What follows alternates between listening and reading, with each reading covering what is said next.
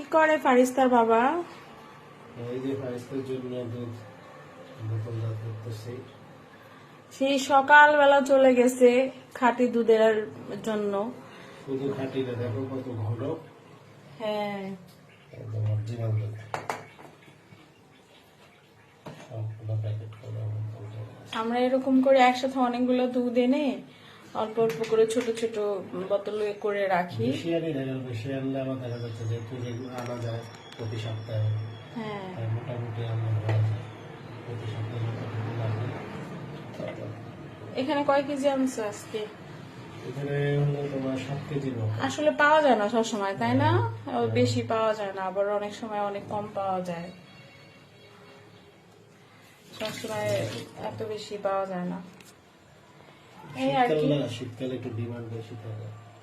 ওই যে পিঠা টিঠা খায় যে মানুষ, এই জন্য। পিঠা, মিষ্টি, দই। হ্যাঁ, এই কারণে আসলে। হ্যাঁ, এই তো আমরা এইভাবে ফারিস্তার জন্য অর্গানাইজ করে রাখি গরুর দুধ এনে। ওকে আমরা 1.5 বছর থেকেই গরুর দুধ দিচ্ছি, মাশাল্লাহ। মানে এমনিতে ও নাস্তা টাস্তার সাথে খায়, এই আর কি। এটাই দেখানো ছিল আজকে আপনাদের। এটা ফ্রিজে রেখে দিব আমরা এখন। আল্লাহ হাফেজ।